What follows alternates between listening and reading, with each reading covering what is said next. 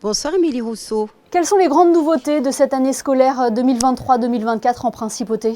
Bon, alors pour le primaire, pas grand-chose. Nous allons juste faire des évaluations nationales en CE2 pour cibler les enfants qui ont besoin de renfort en mathématiques et en français pour la classe de CM1.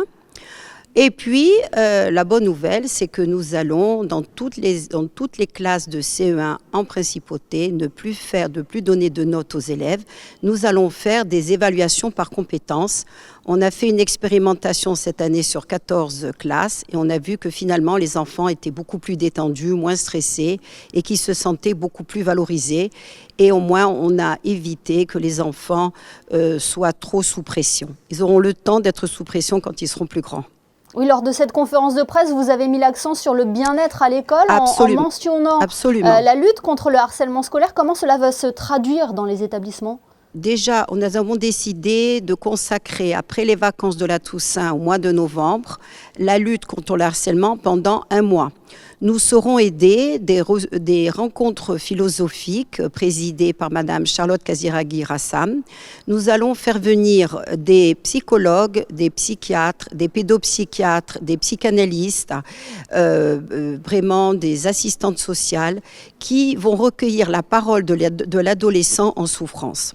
Nous allons aussi faire un escape game géant en 4e pour lutter contre le harcèlement. Et pour les classes de 3e, nous allons faire une bande dessinée, un manga, si je puis dire, une bande dessinée manga. Et nous allons faire aussi une exposition sur justement ce problème de harcèlement. Nous allons faire aussi au lycée Albert Ier, grâce à Madame Audrey Chénu, donc une sensibilisation qui va s'appeler Stop Hate et elle va pouvoir ainsi s'entretenir avec les élèves, recueillir leurs paroles et définir ce qu'est un discours haineux et faire en sorte que les élèves puissent aussi contrecarrer ce genre de discours et qu'ils puissent ainsi se sentir apaisés. Oui, il est important de mettre des mots sur ce fléau. Isabelle Bonal, l'école à Monaco est une école que vous avez toujours définie comme ouverte à tous les élèves dans une vraie démarche d'inclusion.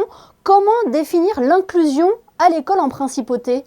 Aucun enfant n'est laissé sur le bord du chemin.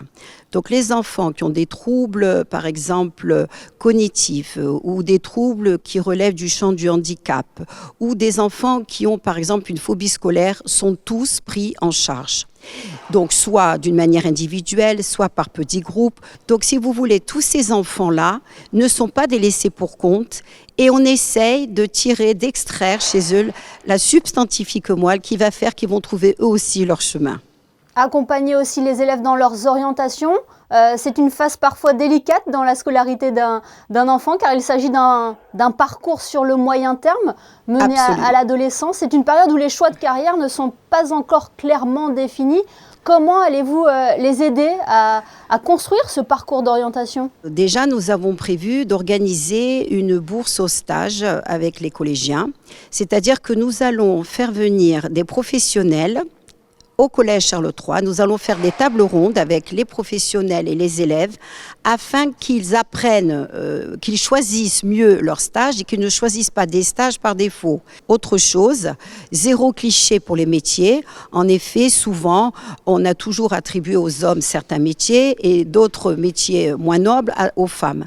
Donc là encore, ça va être l'occasion pour les élèves de faire des recherches sur ces fameux métiers et nous pouvons nous rendre compte qu'aujourd'hui, les femmes et les hommes peuvent pratiquer n'importe quel métier et on lutte ainsi contre la discrimination. Pour conclure cet entretien, Isabelle Bonal, à quelques jours de la rentrée 2023, quel message souhaiteriez-vous transmettre aux élèves mais aussi aux professeurs ? Je souhaite une très bonne rentrée scolaire, non seulement aux professeurs, mais aux élèves.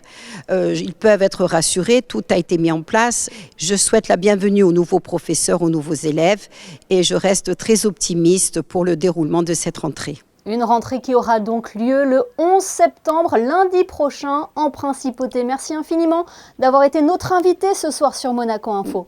Merci Émilie Rousseau.